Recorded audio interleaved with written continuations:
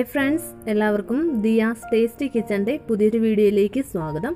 ഇന്ന് ഞാൻ വറുത്തരച്ച് വെച്ച ഉരുളക്കിഴങ്ങ് കറിയുടെ റെസിപ്പിയുമായിട്ടാണ് വന്നിരിക്കുന്നത്. വറുത്തരച്ച് വെച്ച കറി ആയതുകൊണ്ട് തന്നെ നമുക്കിതിനെ ഉരുളക്കിഴങ്ങ് തീയലെന്നും പറയാം. അപ്പോൾ ഇതെങ്ങനെയാണ് തയ്യാറാക്കുന്നതെന്ന് അറിയുന്നതിനായിട്ട് നമുക്ക് വീഡിയോയിലേക്ക് പോകാം. ആദ്യം നമുക്ക് തേങ്ങയൊന്ന് വറുത്തെടുക്കണം. അപ്പോൾ അതിനായിട്ട് ഞാൻ ഒരു പാൻ വെച്ച് കൊടുത്തിട്ടുണ്ട്. ഇനി നമുക്കിതിലേക്ക് തേങ്ങ ചിരുകിയതിട്ട് കൊടുക്കാം. ഞാനിപ്പോൾ ഒരു മുറി തേങ്ങ ചിരുകിയതെടുത്തിട്ടുണ്ട്, അത് ഇതിലേക്ക് ഇട്ട് കൊടുത്തിട്ടുണ്ട്. ഇനി നമുക്ക് ഈ തേങ്ങയൊന്ന് വറുത്തെടുക്കണം. ഇത് നല്ലൊരു ബ്രൗൺ കളർ ആവണം, എങ്കിൽ മാത്രമേ കറിക്ക് നല്ലൊരു ബ്രൗൺ കളർ കിട്ടത്തുള്ളൂ. അപ്പോൾ ഇനി ഈ തേങ്ങയൊന്ന് വറുത്തെടുക്കട്ടെ. ഞാനിപ്പോൾ ഈ തേങ്ങ വറുത്തെടുക്കുന്ന കൂടെ തന്നെ 2 വെളുത്തുള്ളിയും 3 ചുവന്നുള്ളിയും കൂടി ഇതിലേക്ക് മുറിച്ചിട്ട് കൊടുക്കുന്നുണ്ട്. ഇനി ഇത് നമുക്ക് നന്നായിട്ട് ഇളക്കി നല്ലൊരു ബ്രൗൺ കളർ ആകുന്നത് വരെ വറുത്തെടുക്കണം. അപ്പോൾ ഫ്ലെയിം ഹൈ ഫ്ലെയിമിലിട്ട് തന്നെ ആദ്യം വറുത്തെടുക്കാം. ചട്ടിയുടെ ചൂട് നന്നായിട്ടായി കഴിയുമ്പോഴേക്കും നമുക്ക് ഇത് മീഡിയം ഫ്ലെയിമിലോട്ട് മാറ്റാം. അതിനുശേഷം വീണ്ടും ഫ്ലെയിം അഡ്ജസ്റ്റ് ചെയ്ത് വെച്ച് ഇതൊന്ന് ബ്രൗൺ കളർ ആവുന്നത് വരെ നമുക്ക് വറുത്തെടുക്കാം. ഇപ്പോൾ ഈ തേങ്ങയൊക്കെ നല്ലൊരു ബ്രൗൺ കളർ ആയിട്ടുണ്ട്. ഇനി നമുക്ക് ഇതിൻ്റെ ഫ്ലെയിം ഏറ്റവും ലോ ഫ്ലെയിമിലേക്ക് മാറ്റാം. അതിനുശേഷം ഇതിലേക്ക് പൊടികൾ ചേർത്ത് കൊടുക്കാം. അതല്ല, ചട്ടിക്ക് നല്ല ചൂടുണ്ടെങ്കിൽ ഫ്ലെയിം ഓഫ് ചെയ്തതിന് ശേഷം പൊടികൾ ചേർത്ത് കൊടുത്താലും മതി. ഞാനിപ്പോൾ ഇത് സിമ്മിലാണ് വെച്ചിരിക്കുന്നത്. ഇനി നമുക്കിതിലേക്ക് പൊടികൾ ചേർത്ത് കൊടുക്കാം. ഞാൻ 1.5 ടീസ്പൂൺ മുളക് പൊടി ചേർത്ത് കൊടുക്കുന്നുണ്ട്. ഈ മുളക് പൊടി ചേർക്കുന്നതിന് പകരം നമുക്ക് ഉണക്കമുളക് വേണമെങ്കിലും ചേർത്ത് കൊടുക്കാം. ഒരു 4-5 ഉണക്കമുളക് മുറിച്ചിട്ട് കൊടുത്താലും മതി. പിന്നെ ഞാൻ ഇതിലേക്ക് 1 ടീസ്പൂൺ മല്ലിപ്പൊടിയും കൂടി ചേർത്ത് കൊടുക്കുന്നുണ്ട്. മല്ലിപ്പൊടിക്ക് പകരം മല്ലി ചേർത്താലും മതി. പക്ഷേ മുളകും മല്ലിയൊക്കെ ചേർക്കുമ്പോൾ തേങ്ങ ഇത്രയും ബ്രൗൺ കളർ ആയതിനു ശേഷം ചേർക്കരുത്. പൊടികൾ ചേർക്കുവാണെങ്കിൽ മാത്രമേ തേങ്ങ നല്ലൊരു ബ്രൗൺ കളർ ആയിട്ട് ചേർത്ത് കൊടുക്കാവുള്ളൂ. അതല്ലാന്നുണ്ടെങ്കിൽ അതുമൊക്കെ നന്നായിട്ടൊന്ന് മൂത്ത് വരണം. അതുകൊണ്ട് തേങ്ങ ഇത്രയും ബ്രൗൺ കളർ ആവുന്നതിന് മുമ്പേ തന്നെ മുളകും മല്ലിയൊക്കെ ചേർത്ത് കൊടുക്കണം. ഇനി ഞാൻ ഇതിലേക്ക് 1/4 ടീസ്പൂൺ മഞ്ഞൾപ്പൊടിയും കൂടി ഒന്ന് ചേർത്ത് കൊടുക്കുന്നുണ്ട്. എന്നിട്ട് നമുക്കിത് നന്നായിട്ടൊന്ന് ഇളക്കി കൊടുക്കാം. അതിനുശേഷം ഇതിൻ്റെ ഫ്ലെയിം ഓഫ് ചെയ്ത് കൊടുക്കാം. ഇനി ഈ പാനിൻ്റെ ചൂടുകൊണ്ട് തന്നെ പൊടികളൊക്കെ ഒന്ന് മൂത്ത് കിട്ടും. അപ്പോൾ നന്നായിട്ടൊന്ന് ഇളക്കി കൊടുക്കുക. പൊടികളൊക്കെ മൂത്ത് കഴിഞ്ഞാൽ നമുക്ക് ഇത് മറ്റൊരു പാത്രത്തിലേക്ക് മാറ്റാം. എന്നിട്ട് നന്നായിട്ട് തണുത്തതിന് ശേഷം നമുക്ക് അല്പം വെള്ളവും ചേർത്തിട്ട് മിക്സിയിലൊന്ന് അരച്ചെടുക്കാം. ഇനി നമുക്ക് ഉരുളക്കിഴങ്ങൊക്കെ ഒന്ന് വേവിച്ചെടുക്കണം. അതിനായിട്ട് ഞാൻ ഒരു പാൻ വെച്ച് കൊടുത്തിട്ടുണ്ട്. ഇതിലേക്ക് കുറച്ച് ഓയിൽ ഒഴിച്ച് കൊടുക്കാം.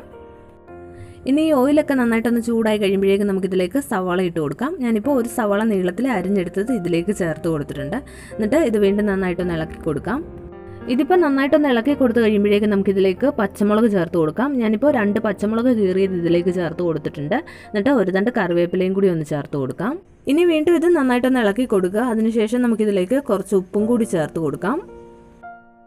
ഉപ്പും ചേർത്തിട്ട് ഇതൊന്ന് ഇളക്കി കൊടുക്കുക. എന്നിട്ട് വീണ്ടും ഇതിലേക്ക് നമുക്ക് അരിഞ്ഞു വെച്ചിരിക്കുന്ന ഉരുളക്കിഴങ്ങ് ചേർത്ത് കൊടുക്കാം. ഞാനിപ്പോൾ 3 ഉരുളക്കിഴങ്ങ് അരിഞ്ഞെടുത്തതും കൂടി ഇതിലേക്ക് ചേർത്ത് കൊടുക്കുന്നുണ്ട്. ഉരുളക്കിഴങ്ങും ചേർത്തിട്ട് വീണ്ടും ഇത് നന്നായിട്ടൊന്ന് ഇളക്കി കൊടുക്കാം. അതിനുശേഷം ഉരുളക്കിഴങ്ങ് വേവുന്നതിന് ആവശ്യമായിട്ടുള്ള കുറച്ച് വെള്ളവും കൂടി ഒഴിച്ചു കൊടുക്കാം. എന്നിട്ട് നമുക്കിത് മൂടി വെച്ചിട്ട് വേവിച്ചെടുക്കാം. ഞാനിപ്പോൾ ഇതിലേക്ക് 1/2 കപ്പ് വെള്ളവും കൂടി ചേർത്ത് കൊടുത്തിട്ടുണ്ട്. ഇനി ഇത് മൂടി വെച്ചിട്ട് ഉരുളക്കിഴങ്ങൊക്കെ ഒന്ന് വേവിച്ചെടുക്കാം. ഇനി ഈ ഉരുളക്കിഴങ്ങ് വെന്ത് വരുന്ന സമയത്ത് നമുക്ക് വറുത്ത് വെച്ചിരിക്കുന്ന തേങ്ങയും കൂടി അരച്ചെടുക്കാം. അതിപ്പോൾ നന്നായിട്ട് തണുത്തിട്ടുണ്ടാവും. അപ്പോൾ തേങ്ങ അരയ്ക്കുമ്പോൾ അതിലേക്ക് കുറച്ച് വെള്ളവും കൂടി ചേർത്തിട്ട് വേണം അരച്ചെടുക്കാൻ.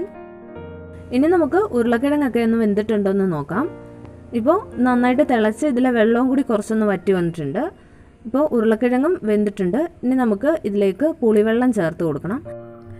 ഞാൻ ഒരു നാരങ്ങയുടെ വലുപ്പത്തിൽ വാളംപുളി എടുത്തിട്ട് വെള്ളത്തിലിട്ട് വെച്ചിട്ടുണ്ടായിരുന്നു. എന്നിട്ട് ആ പുളി പിഴിഞ്ഞെടുത്തതാണ് ഇതിലേക്ക് ഇപ്പോൾ ചേർത്ത് കൊടുത്തിട്ടുണ്ട്.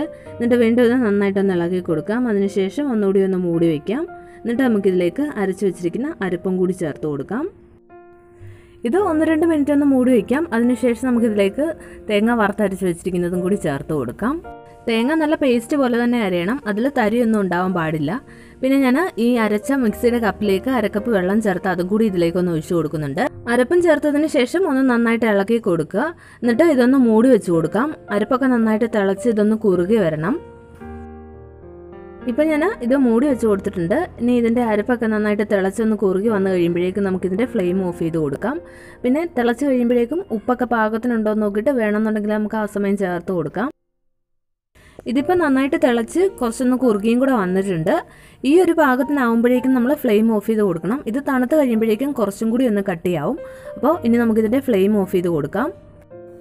ഇപ്പോൾ നമ്മുടെ ഉരുളക്കിഴങ്ങ് തീയൽ റെഡി ആയിട്ടുണ്ട്. ഇത് നമുക്ക് ചോറിനും ചപ്പാത്തിക്കും ഒക്കെ കഴിക്കാൻ പറ്റിയൊരു കറിയാണ്. അപ്പോൾ ഇന്നത്തെ എൻ്റെ ഈ റെസിപ്പി ഇഷ്ടമായെങ്കിൽ എൻ്റെ ചാനൽ സബ്സ്ക്രൈബ് ചെയ്യാനും വീഡിയോസൊക്കെ ഷെയർ ചെയ്യാനും മറക്കരുത്. താങ്ക്